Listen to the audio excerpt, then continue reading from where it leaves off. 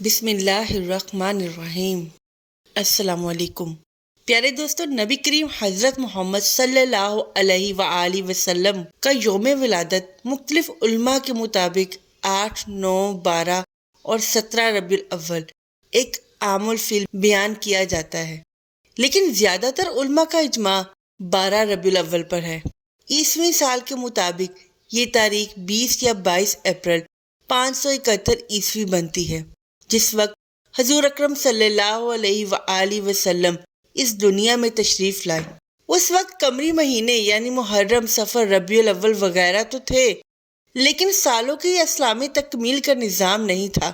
چونکہ اسلامی تقویم کا نظام نہیں تھا تو کسی بھی بچے کی پیدائش کو بیان کرنے کے لیے کہا جاتا تھا کہ فلاں واقعے کے اتنے عرصے بعد فلاں بچہ پیدا ہوا۔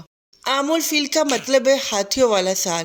یہ وہ سال ہے جب یمن کے بادشاہ ابرہہ نے ہاتھیوں کے لشکر کے ساتھ خانہ کعبہ پر حملہ کیا اور اللہ تعالیٰ کے بھیجے ہوئے ابابیلوں کے لشکر کے ہاتھوں ابرہہ اور اس کے لشکر کی تباہی و بربادی ہوئی۔ علماء کے مطابق اس واقعہ کے 45 دن بعد حضور اکرم صلی اللہ علیہ وآلہ وسلم کی ولادت ہوئی۔ آپ کو یہ بات بھی بتاتے چلوں کہ ہجری سال کا آغاز کس طرح ہوا تھا۔ حضرت عمر فاروق رضی اللہ تعالیٰ عنہ کے دور حکومت میں ان کی دعوت پر تمام صحابہ کرام 30 جمادی الثانی 17 ہجری بروز جمعرات مسجد نبوی میں جمع ہوئے۔ آپ نے اسلامی تاریخ و سند کی اہمیت پر ایک عظیم خطبہ دیا۔ اس وقت دنیا میں 4 طرح کی تاریخیں مشہور و معروف تھیں۔ قمری تاریخ یعنی چاند کے حساب سے تاریخ دیکھنا، عیسوی تاریخ جس کو انگریزی تاریخ بھی کہا جاتا ہے، تاریخ عبرانی جو کہ یہودیوں کی تاریخ ہے، اور تاریخ جولیانی۔ حضرت عمر نے فرمایا کہ اسلامی سال چاند کے حساب سے ہونا چاہیے۔ اب یہ بتائیے کہ اسلامی تاریخ کی ابتدا کہاں سے ہونی چاہیے؟ بعض حضرات صحابہ رضی اللہ تعالیٰ عنہ نے فرمایا حضور اکرم صلی اللہ علیہ وآلہ وسلم کی ولادت بسعادت سے شروع ہونی چاہیے۔ حضرت عمر نے فرمایا اس طریقے میں عیسائیوں کے ساتھ مشابہت بنتی ہے۔ ان کے سال کی ابتدا حضرت عیسیٰ مسیح علیہ السلام کی پیدائش سے شروع ہوتی ہے۔ بعض صحابہ نے فرمایا کہ جب آپ صلی اللہ علیہ وآلہ وسلم کو نبوت ملی اس دن سے تاریخ اسلام کی ابتدا ہونی چاہیے۔ آپ نے فرمایا کہ نبوت کا ابتدائی زمانہ اسلام و مسلمانوں پر ظلم و ناانصافی کا زمانہ تھا۔ بعض صحابہ نے فرمایا کہ آپ صلی اللہ علیہ وآلہ وسلم کی وفات سے ابتدا ہونی چاہیے۔ حضرت عمر نے اس بات کو بھی رد فرما دیا اور فرمایا کہ آپ صلی اللہ علیہ وآلہ وسلم کی وفات امت مسلمہ کے لیے حادثہ کبریٰ اور نقصان عظیم تھا، اس سے تاریخ اسلامی کی ابتدا مناسب نہیں۔ پھر حضرت عمر فاروق نے خود فرمایا کہ تاریخ اسلامی کی ابتدا ہجرت سے شروع ہونی چاہیے، اس لیے کہ ہجرت ہی سے حق و باطل کے درمیان فرق و امتیاز قائم ہوا اور ہجرت ہی سے اسلام کو فتوحات ملی۔ پھر سوال پیدا ہوا کہ اسلامی تاریخ کی ابتدا کس مہینے سے ہو؟ بعض نے کہا کہ رمضان سے اسلامی سال شروع ہونا چاہیے۔ حضرت عثمان غنی رضی اللہ تعالیٰ عنہ نے فرمایا جس مہینے میں حضور اکرم صلی اللہ علیہ وآلہ وسلم نے ہجرت فرمائی اسی مہینے سے اسلامی سال شروع ہونا چاہیے۔ حضور اکرم صلی اللہ علیہ وآلہ وسلم نے ربیع الاول کے مہینے میں ہجرت فرمائی، لیکن ہجرت کا ارادہ ماہ محرم میں کر چکے تھے، اس لیے اسلامی تاریخ کے سال کی ابتدا محرم الحرام سے شروع ہونی چاہیے۔ لہذا اسلامی سال کی ابتدا محرم الحرام سے ہونا طے پا گیا۔ چنانچہ اس طرح اسلامی سال کو ہجری سال کا نام دیا گیا اور اس کو اردو میں ہ سے اور انگلش میں AH سے ظاہر کیا جاتا ہے۔ حضور اکرم صلی اللہ علیہ وآلہ وسلم کے والد کا نام حضرت عبداللہ اور آپ کی والدہ کا نام حضرت آمنہ بنت وہاب تھا۔ حضور اکرم کی ولادت سے پہلے ہی آپ صلی اللہ علیہ وآلہ وسلم کے والد حضرت عبداللہ کا انتقال ہو گیا تھا اور آپ ابھی 6 سال کے تھے کہ آپ کی والدہ حضرت آمنہ بھی اس دنیا سے رخصت ہو گئیں۔ اس کے بعد 8 سال کی عمر تک آپ کی پرورش آپ کے دادا حضرت عبد المطلب نے کی۔ 8 سال کی عمر میں آپ کے سر سے دادا کا سایہ بھی چھین گیا اور پھر 8 سال کی عمر سے لے کر جوانی تک آپ اپنے چچا حضرت ابو طالب کی زیر کفالت رہے۔ جس رات آپ دنیا میں تشریف لائے تو اللہ تعالیٰ نے بہت سے معجزات دنیا کو دکھائے۔ فارس کا آتش کدہ جس میں 1000 سال سے آگ روشن تھی اور فارسی اس آگ کی پوجا کرتے تھے، وہ اچانک بجھ گئی۔ کسریٰ کا محل 2 حصوں میں تقسیم ہو گیا اور 14 کنگرے ٹوٹ کر زمین پر گر پڑے۔ دریائے سوا جو صدیوں سے خشک پڑا تھا اس میں پانی جاری ہو گیا، اور دریائے سماوا جس میں ہمیشہ سے پانی جاری تھا، ایک مرتبہ اس میں پانی خشک ہو گیا۔ جتنے بھی دنیا میں بت کدے تھے ان میں موجود بت منہ کے بل زمین پر گر گئے۔ دنیا میں جتنے بھی بادشاہوں کے تخت تھے وہ پائے ٹوٹنے کی وجہ سے زمین پر آ کر گر گئے۔ جتنے بھی ساحر، جادوگر اور منجم تھے ان کا علم جواب دے گیا تھا۔ زبان سے غیب کی خبریں بتانے والے ایک رات کے لیے گونگے ہو گئے تھے، پر وہ کاہن جن کے ہمزاد آسمانوں سے ان کے لیے خبریں لاتے، ان کی اور ان کے ہمزاد کی ملاقات کا سلسلہ ختم ہو گیا تھا۔ مکے کی سرزمین سے ایک ایسا نور ظاہر ہوا جس کی روشنی اتنی دور تک تھی کہ مکے کے لوگوں نے مکے میں بیٹھ کر شام کے محلات کا اپنی آنکھوں سے جائزہ لیا، اور ساری رات ستارے اس کثرت کے ساتھ ٹوٹ کر گرے کہ لوگ پریشان ہو کر ایک دوسرے سے سوال کر رہے تھے کہ آج کی رات کیا واقعہ پیش آیا ہے۔ عمر بن امیہ جو ایک مشہور کاہن تھا، اس سے لوگوں نے پوچھا کہ یہ ستارے مسلسل کیوں ٹوٹ رہے ہیں؟ اس نے کہا، وہ مشہور ستارے جن کی مدد سے لوگ راستہ معلوم کرتے ہیں، گرمی اور سردی کے حالات پتہ چلتے ہیں، جا کر دیکھو۔ اگر وہ ستارے ٹوٹے ہیں تو سمجھ لینا کہ یہ رات اس کائنات کی آخری رات ہے، کیونکہ یہ قیامت کی نشانی ہے۔ اور اگر وہ ستارے اپنی جگہ پر باقی ہیں اور دوسرے ستارے ٹوٹ رہے ہیں تو سمجھ لینا کہ آج دنیا میں کوئی بہت عجیب و غریب واقعہ پیش آیا ہے۔ جب لوگوں نے دیکھا کہ وہ مشہور ستارے اپنی جگہ پر قائم ہیں تو انہیں یقین ہو گیا کہ آج کی رات کوئی نہ کوئی عظیم واقعہ پیش آیا ہے۔ تاریخ یہ بھی بتاتی ہے کہ آسمان سے ملائکہ کی ٹولیاں تسبیح و تقدیس کے گیت گاتی ہوئی زمین کی جانب آ رہی تھیں۔ ان غیر معمولی واقعات کو دیکھ کر جہاں انسان حیران تھے، وہاں شیطان بھی پریشانی اور حیرت میں مبتلا تھے۔ اس نے اپنے چیلوں کو جمع کیا اور ان سے کہا کہ پتہ کرو ماجرا کیا ہے۔ شیطان کے چیلوں نے ساری دنیا گھومی اور صبح کے وقت ناکام واپس لوٹے، اور شیطان کو بتایا کہ انہیں کچھ پتہ نہیں چل سکا۔ اس کے بعد شیطان نے خود نکلنے کا فیصلہ کیا اور سوچا کہ آسمان پر جا کر دیکھتا ہوں کہ فرشتوں میں کیا بات چل رہی ہے۔ اس وقت شیطان کو چوتھے آسمان تک کی رسائی حاصل تھی، لیکن آج چوتھا آسمان تو کیا، پہلے آسمان پر ہی فرشتوں نے اسے روک لیا اور آتش ہتھیاروں میں سے اسے بھگا دیا۔ اس کے بعد شیطان زمین کی سیر کے لیے نکلا اور حرم کی سرزمین میں داخل ہونے کی کوشش کی، لیکن وہاں بھی فرشتوں نے اسے روک لیا۔ اس کے بعد وہ مکے کی پچھلی جانب جبل نور پر پہنچا، جہاں غار حرا ہے اور جہاں حضور اکرم صلی اللہ علیہ وآلہ وسلم پر پہلی وحی نازل ہوئی تھی۔ وہاں اس نے اپنے آپ کو ایک چھوٹی سی چڑیا کے روپ میں تبدیل کیا اور پھر حرم میں داخل ہونے کی کوشش کی۔ اس مرتبہ حضرت جبرائیل علیہ السلام نے اسے پہچان لیا اور اسے وہاں سے بھگا دیا۔ شیطان نے حضرت جبرائیل علیہ السلام سے پوچھا، اے جبرائیل، آج کون سا واقعہ پیش آیا ہے کہ مجھے آسمانوں پر جانے سے بھی روک دیا گیا اور اب ایک چڑیا کے روپ میں بھی حرم میں داخل نہیں ہونے دیا گیا؟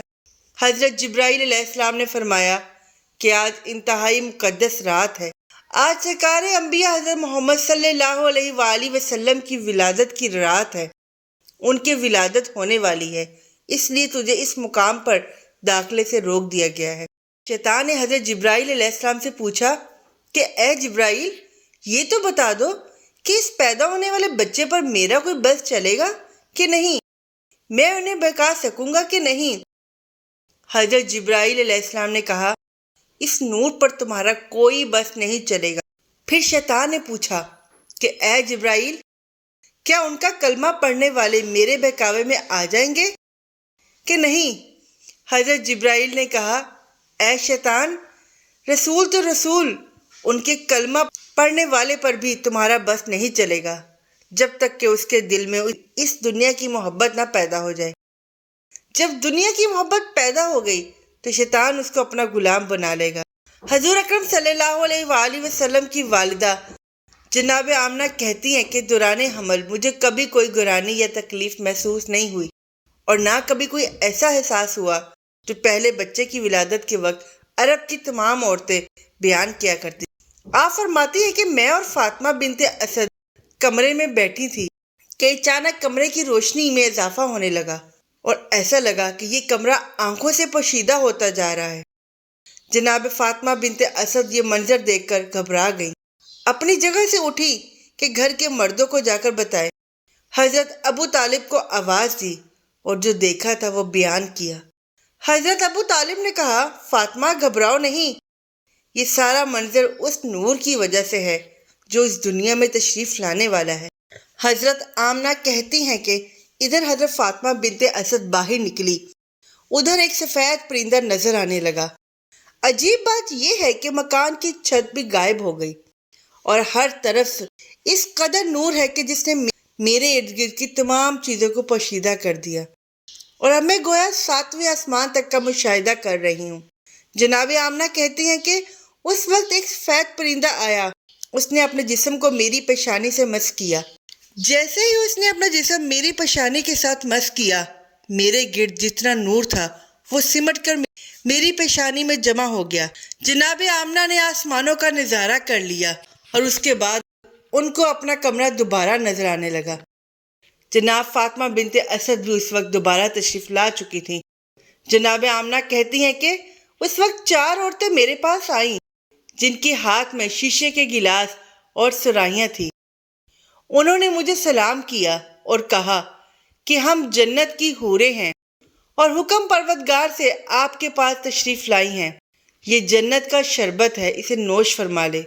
حضرت آمنہ نے وہ شربت پیا تو ایک لمحے کے لیے دنیا سے غافل ہو گئی اور جیسے ہی ہوش میں آتی ہیں تو کیا دیکھتی ہیں کہ ان کا بچہ ان کے پاس کس انداز میں سجدے کی حالت میں ہے کہ اس کا بایاں ہاتھ زمین پر ہے اور دایاں ہاتھ آسمان کی طرف بلند ہے۔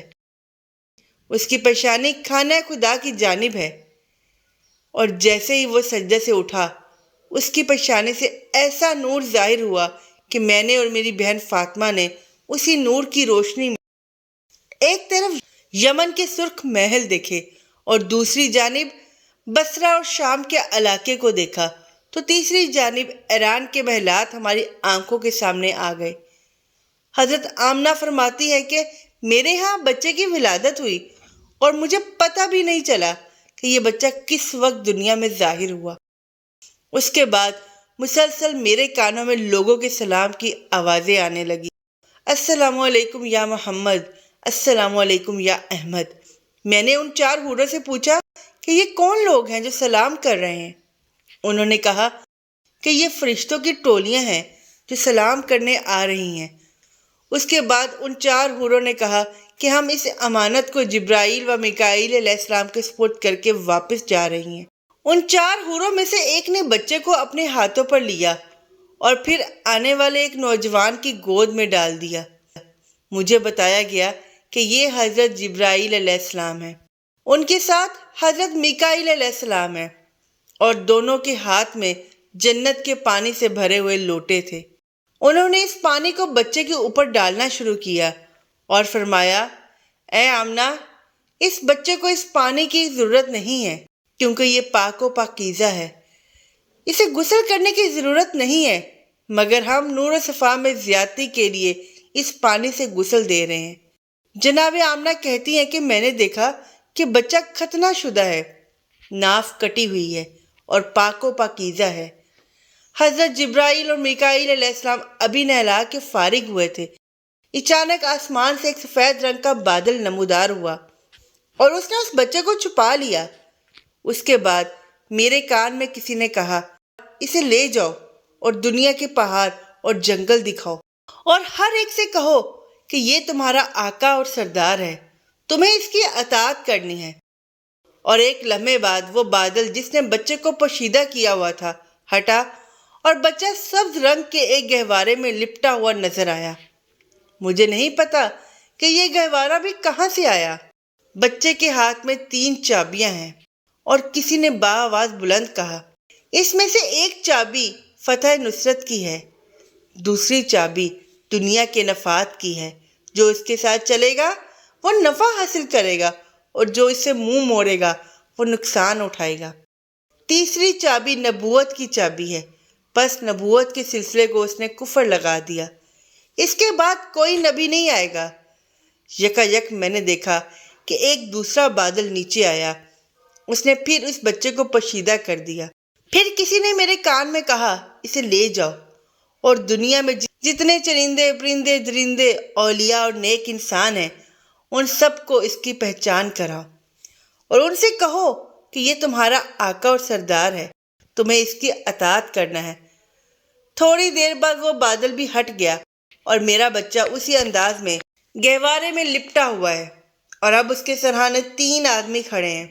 ان میں سے ایک کے ہاتھ میں شیشے کی بنی ہوئی ایک صراحی ہے، دوسرے کے ہاتھ میں موتیوں کا بنا ہوا ایک چوکور تشت ہے، اور تیسرے کے ہاتھ میں ایک سفید رومال ہے۔ اسی وقت میری نگاہ میرے بچے کی جانب گئی تو میں نے دیکھا کہ میرے بچے کے دوسرے ہاتھ میں بھی ایک سفید رومال ہے، یعنی ایک ہاتھ میں 3 چابیاں ہیں اور دوسرے ہاتھ میں سفید رومال، اور کوئی کہہ رہا ہے کہ اب دنیا اس کے قبضے میں ہے، یہ دنیا میں جسے چاہے دنیا سے محروم کرے۔ پھر وہ 3 آدمی آگے بڑھے اور موتیوں کا تشت بچے کو پیش کیا اور کہا کہ اس میں سے جس حصے کو چاہو پکڑ سکتے ہو۔ بچے نے تشت کے بیچ میں ہاتھ ڈالا، جو بچے کی فطرت کے بالکل خلاف ہے، کیونکہ چاروں طرف سفید موتی لگے ہوئے ہیں اور درمیان والا حصہ خالی ہے۔ پکارنے والے نے پکارا کہ اس نے دنیا میں اسے خانہ کعبہ کا انتخاب کر لیا ہے۔ پھر بچے کو اسی تشت میں بٹھایا گیا اور ان میں سے ایک آدمی نے بچے کو اسی پانی سے ایک مرتبہ پھر نہلایا جو جبرائیل علیہ السلام لے کر آئے تھے۔ پھر میں نے دیکھا کہ تیسرے آدمی نے اس سفید رومال کو کھولا، اس میں سے ایک انگوٹھی نکلی، اس انگوٹھی کو بچے کے دونوں شانوں کے درمیان رکھ کر دبایا۔ جب انگوٹھی کو وہاں سے ہٹایا تو مہر نبوت وہاں پر ثبت ہو چکی تھی۔ اس وقت پکارنے والے نے پکارا کہ یہ رضوان جنت ہے جو اس وقت رسول کو غسل دینے کے لیے آیا تھا۔ یک میں نے دیکھا کہ وہ تینوں اس مکان سے غائب ہو گئے۔ جناب آمنہ کہتی ہیں کہ اس دوران جب کہ میرے کمرے میں اس طرح کے معجزات پیش آ رہے تھے، مکے کی سرزمین پر بھی کچھ عجیب و غریب واقعات پیش آئے۔ صبح کا وقت ہے، مکے کے کافر اپنے گھروں میں آرام کر رہے ہیں اور حکم پروردگار سے جنت سے اس دنیا کے لیے 4 جھنڈے بھیجے گئے۔ پہلا جھنڈا کوہ کاف پہ لگایا، دوسرا جھنڈا کوہ ابو قبیس پر لگایا، تیسرا جھنڈا خانہ کعبہ کی چھت پر لگایا گیا اور چوتھا جھنڈا بیت المقدس پر لگایا گیا۔ جبرائیل علیہ السلام اس وقت جنت سے ایک قندیل، ایک شمع دان اور ایک جالر لے کر آئے اور اسے کعبہ کے دروازے پر لٹکا دیا، اور پروردگار کی جانب سے جنت سے یاقوت سرخ کا بنا ہوا ایک خیمہ حضرت عبد المطلب کی خدمت میں بھجوایا گیا۔ یعنی آج کی رات مکے کی سجاوٹ ہو رہی ہے، مکے کو سجایا جا رہا ہے۔ صبح کے وقت مکے والے اٹھتے ہیں اور حیران ہو جاتے ہیں کہ رات کے وقت ہم نے آسمان پر عجیب و غریب واقعات کا مشاہدہ کیا تھا، مگر اب تو ہمارے ہی شہر میں یہ قندیل کہاں سے آئی؟ کعبے کے دروازے پر لٹکنے والا اتنا خوبصورت جالر کہاں سے آیا؟ یہ خوبصورت جھنڈے کون لگا گیا؟ اور جب حضرت عبد المطلب کے گھر کے صحن میں یاقوت سرخ کا خیمہ دیکھا تو اکثر سرداران مکے کے دل میں حسد کی آگ بھڑک اٹھی کہ جو چیز ہے وہ عبد المطلب کو ہی مل رہی ہے، جو نعمت بھی ہے انہی کو مل رہی ہے، تو وہ دشمنی کا سلسلہ جو چاہے زمزم کھودتے وقت شروع ہوا تھا وہ مزید بڑھ گیا۔ غرض یہ کہ جب رات ختم ہوئی اور رسول خدا کی ولادت ہو چکی تھی، سارا مکہ جگمگا رہا تھا اور حضرت عبد المطلب اپنے مکان میں یہ انتظار کر رہے ہیں کہ میری بہو آمنہ کی طرف سے مجھے کیا پیغام ملتا ہے۔ دوسری طرف سارا مکہ کعبہ کے باہر جمع ہے۔ ایک یہودی عالم خانہ خدا کے باہر ہے، باہر بے چینی اور بے قراری کے عالم میں ٹہل رہا ہے اور ایک سے سوال کر رہا ہے کہ کیا کل تمہارے ہاں تو کسی بچے کی ولادت نہیں ہوئی؟ سب لوگ اسے پاگل سمجھ رہے ہیں کہ اس سوال کا مقصد کیا ہے۔ اس نے کہا کہ میرا علم گواہی دے رہا ہے کل مکہ میں کوئی بچہ پیدا ہوا ہے، تو پس بنی اسرائیل سے پیغمبری ختم ہو گئی ہے۔ یہودیوں کے لیے ہمیشہ ہمیشہ کی ذلت ان کا مقدر بن چکی ہے۔ مجھے پریشانی اس بات کی ہے وہ بے چینی سے ٹہل رہا ہے کہ میرا قبیلہ ہمیشہ ہمیشہ کے لیے ذلیل ہونے والا ہے، پیغمبری ہم میں سے ختم ہونے والی ہے۔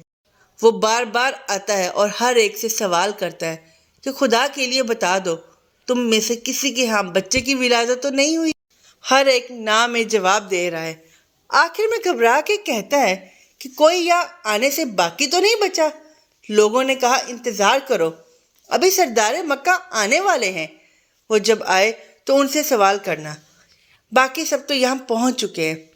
یہودی عالم کو پتہ چلا کہ حضرت عبد المطلب کے ہاں پوتے کی پیدائش ہوئی ہے۔ بے چین ہو کر حضرت عبد المطلب کو کہتا ہے کہ ایک مرتبہ میں اس بچے کی زیارت کرنا چاہتا ہوں تاکہ جس مقصد کے تحت میں اپنے وطن کو چھوڑ کر اتنے مہینوں سے مکے میں مقیم ہوں وہ پورا ہو جائے اور مجھے پتہ چل جائے کہ واقعاً وہی بچہ پیدا ہوا ہے کہ نہیں۔ جناب عبد المطلب اس عالم کی بے چینی کو دیکھتے ہوئے پیغمبر اسلام کو ایک گہوارے میں لے کے آتے ہیں۔ یہودی عالم کی نگاہ اس بچے پر پڑی اور بے اختیار چیخ ماری کہ یہی وہ بچہ ہے کہ جس کے بعد بنی اسرائیل کی بادشاہت ختم ہو گئی، بنی اسرائیل سے نبوت ختم ہو گئی۔ یہی وہ بچہ ہے جو ساری دنیا کا حکمران بنے گا اور اس کی وجہ سے عرب اپنی سرزمین سے نکل کر ساری دنیا میں پھیلیں گے۔ دوستو، یہ تو تھی نبی پاک صلی اللہ علیہ وآلہ وسلم کی پیدائش کے حوالے سے مکمل تفصیل۔ انشاءاللہ اگلی ویڈیو میں ہم آپ صلی اللہ علیہ وآلہ وسلم کے بی بی حلیمہ سعدیہ کے گھر پہنچنے اور وہاں پر پیش آنے والے حالات اور معجزات کے بارے میں بیان کریں گے۔ صدقہ جاریہ سمجھ کر اس ویڈیو کو اپنے دوستوں کے ساتھ شیئر کریے گا۔ اللہ ہم سب کا نگہبان۔ اللہ حافظ۔